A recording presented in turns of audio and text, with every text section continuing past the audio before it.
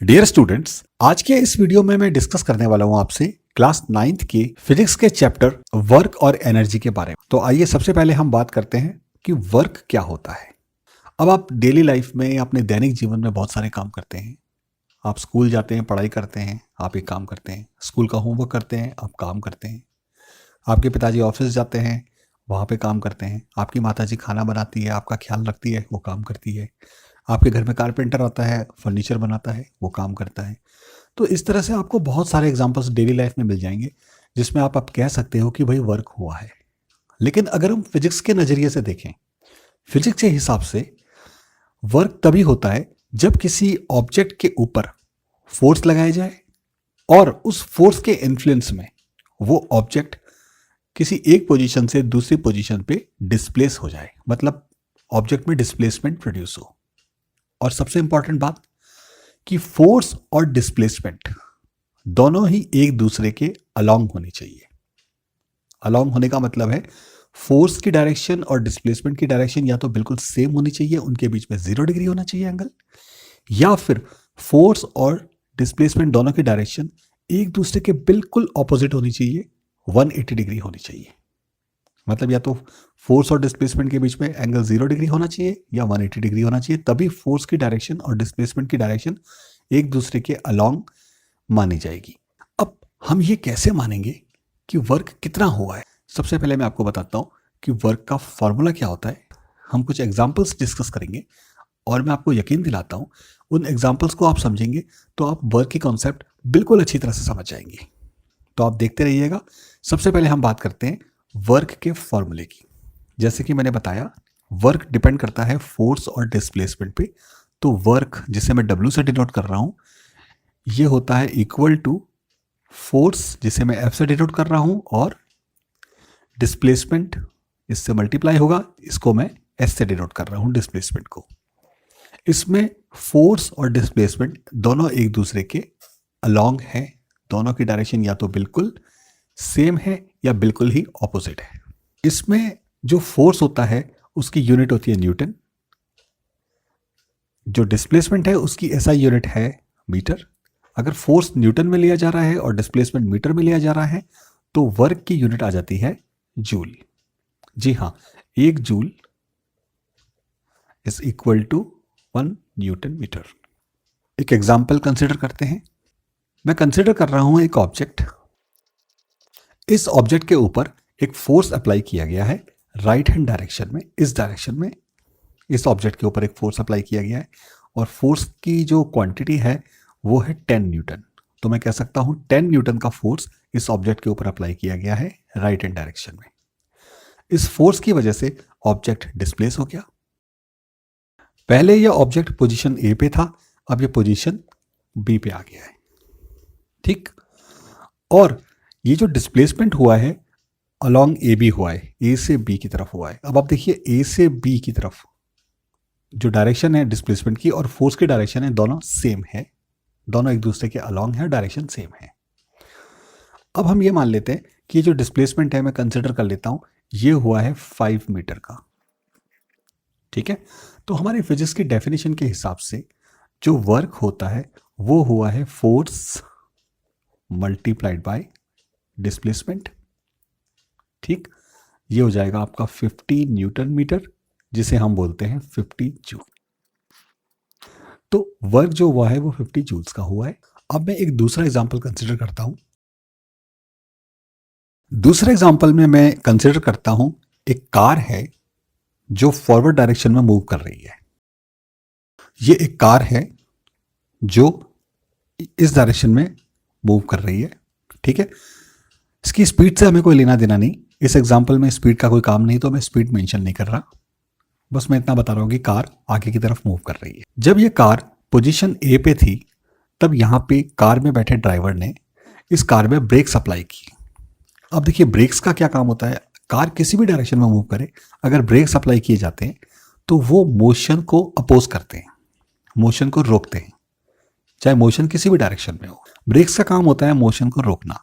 तो इसका मतलब हम ये कह सकते हैं, जब हम ब्रेक्स अप्लाई करते हैं एक फोर्स प्रोड्यूस करते हैं कार में जो उस मोशन को अपोज करता है। कहने का मतलब है कि जो फोर्स प्रोड्यूस होता है ब्रेक्स के अप्लाई होने पे, उसकी डायरेक्शन और कार के मोशन की डायरेक्शन एक दूसरे के ऑपोजिट होती है। तो मैंने ये माना कि इसमें जो ड्राइवर बैठा है उसने ब्रेक्स अप्लाई किए, इसकी वजह से कार में फोर्स प्रोड्यूस हुआ है और वो फोर्स है 50 न्यूटन का। अब देखिए यहाँ पे जो फोर्स की डायरेक्शन है और कार के मोशन की जो डायरेक्शन है वो एक दूसरे के ऑपोजिट है।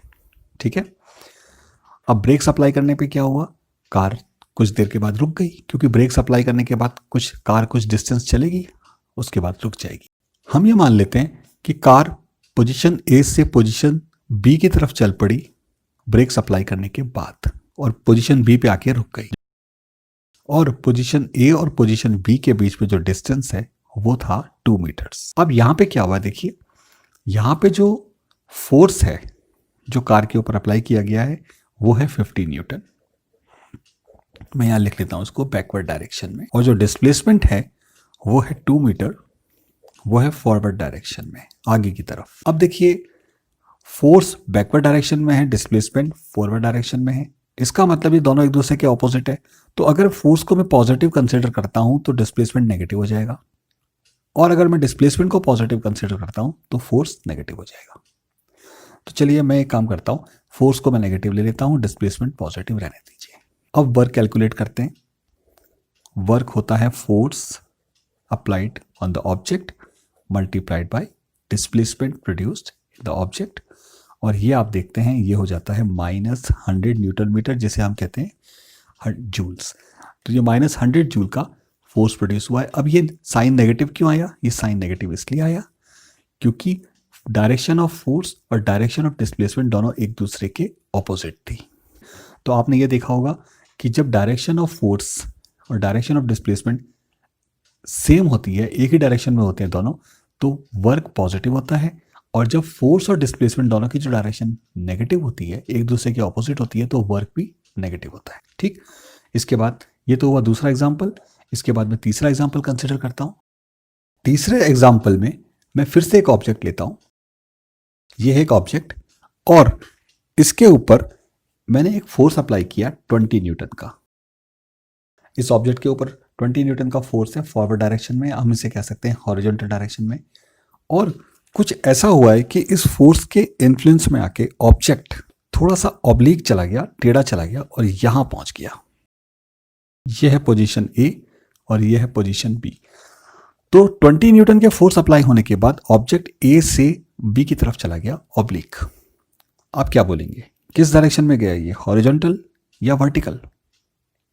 वास्तव में ये हॉरिजॉन्टल भी गया है और वर्टिकल भी गया है। पोजीशन ए से बी जाने पे जो डिस्प्लेसमेंट हुआ है उसके अंदर थोड़ा पार्ट डिस्प्लेसमेंट का हॉरिजॉन्टल भी है और थोड़ा पार्ट वर्टिकल भी है। चलिए हम ये मान लेते हैं ए और बी के बीच में जो डिस्टेंस है वो है 50 मीटर। ये देखिए मैंने एक ट्रायंगल बनाया है, राइट एंगल, ये पोजीशन है सी। अब देखो ए से बी ऑब्जेक्ट गया है, इसका मतलब इतने हॉरिजॉन्टल डिस्टेंस किसने ट्रैवल की, AC, या हम बोल सकते हैं मैग्नीट्यूड ऑफ डिस्प्लेसमेंट कितना है, AC, और वर्टिकल डिस्प्लेसमेंट कितना हुआ, BC या CB। ठीक है, वैसे तो ये A से B गया है, लेकिन हम इसको इस डिस्प्लेसमेंट को दो पार्ट्स में ब्रेक कर सकते हैं, horizontal displacement and vertical displacement, क्योंकि 50 मीटर जाने से A to B ये हॉरिजॉन्टल भी ट्रैवल कर गया और वर्टिकल भी ट्रैवल कर गया। तो हॉरिजॉन्टल कितना ट्रैवल कर गया, A to C, और वर्टिकल ट्रैवल कर गया C to B। A to C की डिस्टेंस में डिस्प्लेसमेंट में ले लेता हूँ magnitude of displacement 40 metre,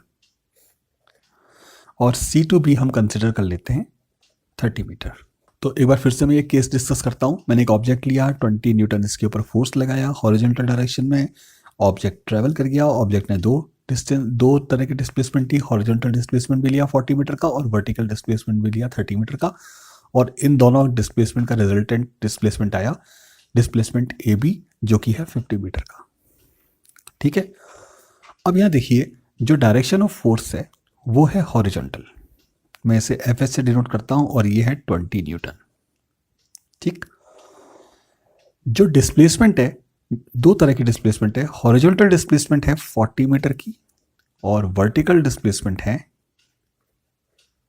30 metre की। अब हम देखते हैं वर्टिकल फोर्स कितना है। वर्टिकल फोर्स तो मतलब वर्टिकल डायरेक्शन में फोर्स तो 0 न्यूटन है ही नहीं, तो जो है ही नहीं उसे हम 0 लिखेंगे। ठीक है, अब हम वर्क कैलकुलेट करते हैं। अगर मैं हॉरिजॉन्टल डायरेक्शन की बात करूं तो वर्क बनता है 20 न्यूटन 40 मीटर, तो ये आपका हो जाएगा 800 जूल्स। तो 800 जूल्स का वर्क हुआ है हॉरिजॉन्टल डायरेक्शन में। अगर हम बात वर्टिकल की करें तो वर्टिकल डायरेक्शन में वर्क कितना हुआ है, देखिए 0 मल्टीप्लाइड बाई 30 मतलब 0 जूल, कोई वर्क ही नहीं हुआ है। ठीक है, तो ये थर्ड एग्जांपल था, इससे आपको थोड़ा और समझने में हेल्प मिलेगी। अभी मैं काफ़ी एग्जांपल्स कंसिडर करूंगा, आप वन बाय वन देखिए।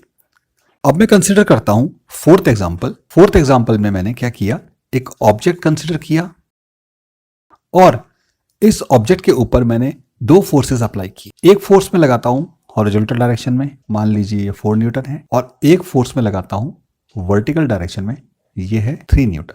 अब इन दोनों फोर्सेस की वजह से जो ऑब्जेक्ट है वो ऑब्लिक डायरेक्शन में चला गया है, इधर चला गया है, इस तरफ। जैसा कि हमने पिछले एग्जांपल में देखा, पोजीशन ए से पोजीशन बी ये ऑब्जेक्ट गया है, तो हम कह सकते हैं कि इसने हॉरिजॉन्टल डिस्प्लेसमेंट भी लिया है और वर्टिकल डिस्प्लेसमेंट भी लिया है। ठीक है, मैं फटाफट बनाता हूं। ये इसके वर्टिकल डिस्प्लेसमेंट और हॉरिजॉन्टल डिस्प्लेसमेंट। हॉरिजॉन्टल डायरेक्शन में इसने डिस्प्लेसमेंट ली है ए टू सी और वर्टिकल डायरेक्शन में डिस्प्लेसमेंट ली है सी टू बी। हम ये मान लेते हैं कि हॉरिजॉन्टल डायरेक्शन में इसकी डिस्प्लेसमेंट है 7 मीटर, मैग्नीट्यूड ऑफ डिस्प्लेसमेंट है 7 मीटर, और वर्टिकल डायरेक्शन में है 24 मीटर।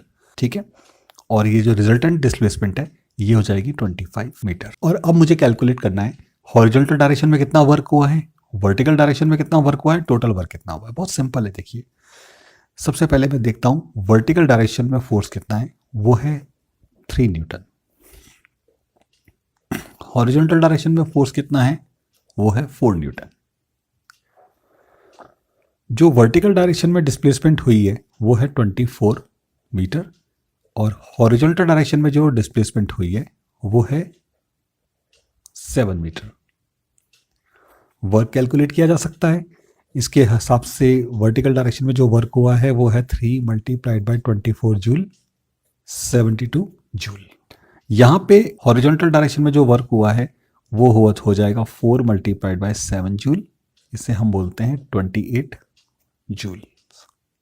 तो देखिए वर्टिकल डायरेक्शन में 72 जूल का वर्क हुआ है, हॉरिजॉन्टल डायरेक्शन में 28 जूल्स का वर्क हुआ है, और टोटल वर्क कितना हुआ है दोनों को ऐड कर दीजिए। Total work is work done in vertical direction and work done in horizontal direction. तो जो टोटल वर्क हुआ है वो है 72 प्लस 28 100 जूल्स। तो जो टोटल वर्क हुआ है वो है 100 जूल्स का। अब मैं अगला एग्जांपल कंसीडर करूंगा।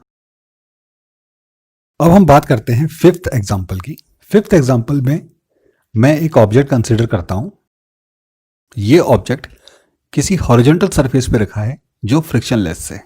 तो ये फ्रिक्शनलेस सरफेस पे रखा हुआ है, इसको हल्के फोर्स से पुश किया गया था और अब ये यूनिफॉर्म वेलोसिटी से आगे बढ़ रहा है। जब ये पॉइंट ए पे था तब ये यूनिफॉर्म वेलोसिटी से आगे बढ़ रहा था। वैसे तो यहाँ पे यूनिफॉर्म वेलोसिटी देने का कोई मतलब नहीं है वैल्यू, बट फिर भी मैं मान लेता हूँ कि यूनिफॉर्म वेलोसिटी है 20 मीटर पर सेकेंड। अब यूनिफॉर्म वेलोसिटी से आगे बढ़ रहा है, ये पोजीशन ए से पोजीशन बी पे आ गया। जी, ये पोजीशन ए से पोजीशन बी पे आ चुका है और पोजीशन ए और पोजीशन बी के बीच में मैं डिस्प्लेसमेंट ले लेता हूं 50 मीटर। अब इस केस में देखिए क्या हुआ, ये ऑब्जेक्ट चल रहा है यूनिफॉर्म वेलोसिटी से। जब कोई ऑब्जेक्ट यूनिफॉर्म वेलोसिटी से चलता है तो क्या उसके अंदर एक्सेलरेशन होता है? क्या उसकी मोशन एक्सेलरेटेड मोशन होती है? आप ये कह सकते हो कि उसके अंदर एक्सेलरेशन होता है 0 मीटर पर सेकेंड स्क्वायर का। जब इस ऑब्जेक्ट के ऊपर एक्सेलरेशन 0 मीटर पर सेकेंड स्क्वायर का है तो इस ऑब्जेक्ट के ऊपर फोर्स कितना होगा? 0 न्यूटन। चाहे इसका ऑब्जेक्ट का मास कितना भी हो, कितना भी भारी ऑब्जेक्ट हो, अगर यूनिफॉर्म वेलोसिटी से चल रहा है तो हम बोलेंगे नेट फोर्स कितना है? 0। तो फिर वर्क कितना होगा? वर्क तो होता है multiplication of magnitude of force and magnitude of displacement. तो फोर्स हो गया 0 और डिस्प्लेसमेंट चाहे कितना भी हो, रिजल्टेंट आएगा 0। तो इस हिसाब से हम बोलेंगे कि जो वर्क हुआ है 0 जूल। नेक्स्ट एग्जाम्पल मैं लेता हूं 6th एग्जाम्पल। ये भी एक सिंपल एग्जाम्पल है। मैं कंसिडर करता हूं एक ऑब्जेक्ट। ये ऑब्जेक्ट पोजीशन ए पर है। इस ऑब्जेक्ट का जो मास है वो हम कंसिडर कर लेते हैं 5 kg और हम ये मान लेते हैं कि इस ऑब्जेक्ट के ऊपर फोर्स लगाया गया है और इस फोर्स की वजह से ये आगे फॉरवर्ड डायरेक्शन में 3 मीटर पर सेकंड स्क्वायर से एक्सेलरेटेड हो रहा है। मतलब इस ऑब्जेक्ट में जो एक्सेलरेशन है वो है 3 मीटर पर सेकंड स्क्वायर का, और ये फॉरवर्ड डायरेक्शन में मूव कर रहा है। कुछ देर बाद ये पोजीशन बी पे आ जाता है। पोजीशन ए और पोजीशन बी के बीच में जो मैग्नीट्यूड ऑफ डिस्प्लेसमेंट है वो हम ले लेते हैं 10 मीटर्स। अब हमें कैलकुलेट करना है कि इस ऑब्जेक्ट के ऊपर कितना वर्क हुआ। सिंपल फॉर्मूला है, वर्क होता है फोर्स मल्टीप्लाइड बाय डिस्प्लेसमेंट। अब दोनों की डायरेक्शन एक दूसरे के अलॉन्ग होनी चाहिए। हम यहाँ देखते हैं कि एक्सेलरेशन की डायरेक्शन जो है वो फॉरवर्ड डायरेक्शन में है और डिस्प्लेसमेंट भी उसी डायरेक्शन में हो रहा है जिस डायरेक्शन में एक्सेलरेशन है। तो यहाँ पे हम देखते हैं कि एक्सेलरेशन और डिस्प्लेसमेंट दोनों की डायरेक्शन सेम है। अच्छा, दूसरी बात हम ये भी जानते हैं जिस डायरेक्शन में एक्सेलरेशन होगा उसी डायरेक्शन में फोर्स होगा। तो इस तरह से हम कह सकते हैं कि डायरेक्शन ऑफ फोर्स और डायरेक्शन ऑफ डिस्प्लेसमेंट दोनों एक ही डायरेक्शन में है, सेम है, अलोंग टू ईच अदर है। कैलकुलेट करते हैं फोर्स को। आप जानते हैं फोर्स क्या होता है? फोर्स होता है mass of the object multiplied by acceleration produced in the object, और ये है डिस्प्लेसमेंट। मास कितना है 5 kg, एक्सेलरेशन है 3 मीटर पर सेकंड स्क्वायर और डिस्प्लेसमेंट है 10। तो इस तरह से हम ये देखते हैं कि यहाँ पे जो वर्क है वो बन जाता है 150 जूल का। ठीक, अब मैं अगला एग्जांपल लेता हूँ। अगले एग्जांपल 7th एग्जांपल में मैं कंसिडर करूंगा कोई आदमी है, कोई व्यक्ति है। इस एग्जांपल में मैंने एक मैन को कंसिडर किया है, किसी व्यक्ति को कंसिडर किया है जिसने अपने हाथ में एक पैकेट उठाया हुआ है। इस आदमी का जो मास है वो है 60 kg, और हम ये मान लेते हैं कि इस पैकेट का जो मास है वो है 40 kg। और ये जो आदमी है ये हॉरिजॉन्टल डायरेक्शन में, फॉरवर्ड डायरेक्शन में भागता है, और इस तरह से भागता है कि इसका एक्सेलरेशन होता है 2 मीटर पर सेकंड स्क्वायर। ये अभी पोजीशन ए पर है और भागते भागते ये पोजीशन बी पे पहुंच जाता है। देखिए, पोजीशन ए से भागना शुरू हुआ और पोजीशन बी पे ये व्यक्ति पहुंच गया है, और इसने जो डिस्प्लेसमेंट लिया है हम ये मान लेते हैं 100 मीटर का डिस्प्लेसमेंट लिया है। अब आप देखते हैं कि डायरेक्शन ऑफ एक्सेलरेशन और direction of displacement along to each other है, दोनों की डायरेक्शन सेम है। ठीक है, हमें कैलकुलेट करना है यहाँ पे कि इस पैकेट के ऊपर कितना वर्क हुआ। आदमी ने इस पैकेट पे कितना वर्क किया, आदमी ने अपने आपको चलाने के लिए अपने आप के ऊपर कितना वर्क किया, और टोटल वर्क कितना हुआ। बहुत सिंपल है, अब तो काफ़ी एग्जांपल्स हम कर चुके हैं, आपको आइडिया लग गया होगा मैं क्या करने वाला हूँ। देखिए, सबसे पहले मैं कंसिडर करता हूँ मास ऑफ द ऑब्जेक्ट, वो है 40 kg। यहाँ पे मैं लेता हूँ मास ऑफ द मैन, वो है 60 kg। अब यहाँ पे आदमी 2 मीटर पर सेकंड स्क्वायर के एक्सेलरेशन से आगे भाग रहा है। इसका मतलब पैकेट भी जो आगे मूव कर रहा है यहाँ से यहाँ, उसके ऊपर भी एक्सेलरेशन 2 मीटर पर सेकंड स्क्वायर का अप्लाई हो रहा है। ठीक है, तो यहाँ पे जो एक्सेलरेशन है जो ऑब्जेक्ट के ऊपर है वो भी 2 मीटर पर सेकंड स्क्वायर का है, और एक्सेलरेशन जो आदमी के ऊपर है वो भी 2 मीटर पर सेकंड स्क्वायर का है। तो इस तरह से मैं बोल सकता हूं कि फोर्स अप्लाइड ऑन ऑब्जेक्ट, जो कि होता है मास और एक्सेलरेशन का मल्टीप्लिकेशन, ये हो जाएगा 80 न्यूटन। और यहाँ पे force applied on man it himself, जो अपने ऊपर वो लगा रहा है, वो हो जाएगा 120 न्यूटन का।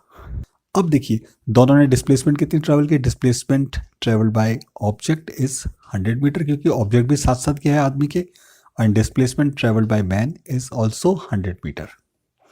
तो इस तरह से जो वर्क हुआ है, देखिए हम वर्क कैलकुलेट करेंगे। Work done on the object is 80 multiplied by 100, 8000 joules. और आदमी ने अपने ऊपर कितना वर्क किया अपने आप को भगाने के लिए, ये हो जाएगा 120 multiplied by 100, it is 12,000 joules.